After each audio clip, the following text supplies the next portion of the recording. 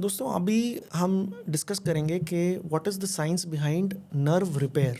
तो already we have seen in the previous videos कि किस तरह क्या मैकेनिज्म है नर्व की इंजरी का, और नर्व इंजरी होती है तो वेलेरियन डीजनरेशन होता है। तो अब हम today we will talk about nerve repair. तो बेसिकली जब हम ये कंफर्म कर लेते हैं कि yes there is an injury brachial plexus की या किसी भी नर्व की, पेरिफेरल नर्व की, तो हमारे पास 2-3 ऑप्शंस होते हैं नर्व रिपेयर के लिए। पहला ऑप्शन होता है कि अगर सिंपल शार्प कट इंजरी है या कोई ऐसी इंजरी जिससे बहुत छोटा सेगमेंट इंजर्ड है, फॉर एग्जांपल फोर आर्म में किसी के चाकू से कट हो गया किसी के फोर आर्म में और मीडियन नर्व इंजरी हो गई और वो तुरंत हमारे पास आ गया, तो उस केस में तो हमारे पास the science is very simple कि हम उन दोनों एंड्स को पास में लाकर उनका जो मार्जिन है उसको क्लीनली कट कर and we repair it with at least 80 और 90 एथिलॉन एंड उसके ऊपर हम ग्लू लगा देते हैं। तो ये एक सिंपल मैकेनिज्म है कि प्राइमरी रिपेयर जिसको हम बोलते हैं। तो ये तो हो गया नर्व रिपेयर का पहला मैकेनिज्म, प्राइमरी रिपेयर। इसका प्राइमाइस ये है कि जो गैप है वो 1 सेंटीमीटर से कम है, जो कि शार्प कट इंजरी हो गई या कोई भी इसी तरह की इंजरी हो गई। अब हम आते हैं और कॉम्प्लेक्स इंजरीज में जिनमें गैप 2 सेंटीमीटर, 3 सेंटीमीटर, 4 सेंटीमीटर लंबा है। तो फॉर एग्जांपल किसी को बहुत ज्यादा क्रश इंजरी हुई और पूरा सेगमेंट ही खराब हो गया। ऐसे केसेस में हमें एक टेक्निक होती है जिसको हम बोलते हैं नर्व ग्राफ्टिंग। तो बेसिकली नर्व ग्राफ्टिंग में क्या है कि जब गैप ज्यादा है जिसको हम प्राइमरी रिपेयर नहीं कर सकते,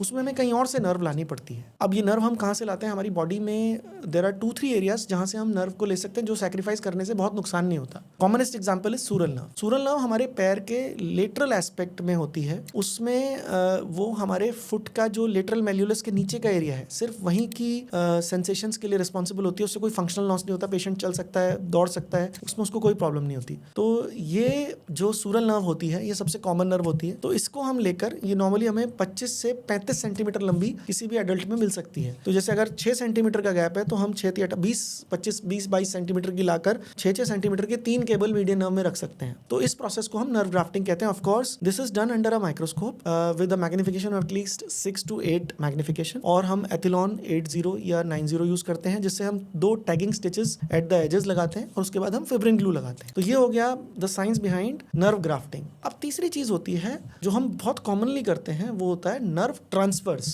नर्व ट्रांसफर क्या है? क्योंकि अगर किसी के नेक में ब्रेकियल प्लेक्सस की इंजरी हो गई है लेकिन उसका टारगेट ऑर्गन बहुत दूर है, तो हमें कई बार कहीं और से कोई और नर्व लेकर डालनी पड़ती है कि अगर हमारे यहाँ तो प्रॉक्सिमल इंजरी बहुत ज्यादा हो गई है, कुछ हमारे पास प्रॉक्सिमली है ही नहीं, या टारगेट ऑर्गन बहुत दूर है। इन 2 कारणों से हमें नर्व कहीं और से लेनी पड़ती है, जैसे इंटरकोस्टल नर्व्स है या फिर स्पाइनल एक्सेसरी नर्व है जिनको हम एक्स्ट्राप्लेक्सल नर्व्स बोलते हैं। कई बार पार्शियल इंजरीज में हम इंट्राप्लेक्सल नर्व ट्रांसफर करते हैं। फॉर एग्जांपल किसी को C5-6 की इंजरी है लेकिन उसका C7 C8 T1 बहुत अच्छा है। इन केसेस में जैसे किसी को शोल्डर एल्बो की इंजरी है C5-6, तो उसमें एक प्रोसीजर होता है जिसको हम ओबरलिन बोलते हैं, जिसमें हम मीडियन और अल्नर नर्व के फेसिकल्स को बाइसेप्स में और ब्रेकियलिस में डालते हैं। सिमिलरली एक प्रोसीजर होता है सोमसाइड, जिसमें हम ट्राइसेप्स नर्व की ब्रांच को हम एक्सिलरी नर्व की एंटीरियर ब्रांच में डाल देते हैं। Similarly spinal accessory to suprascapular. तो ये सारी चीजें होती हैं नर्व ट्रांसफर्स, यानी किसी और जगह की नर्व को जिससे कोई बहुत ज्यादा फंक्शनल लॉस नहीं होगा, उसको लेकर हम जिस ऐसे फंक्शन को देने की कोशिश करते हैं जिससे काफी ज्यादा पेशेंट को इंप्रूवमेंट के चांसेस होते हैं। तो this is the science behind nerve repair, nerve grafting and nerve transverse.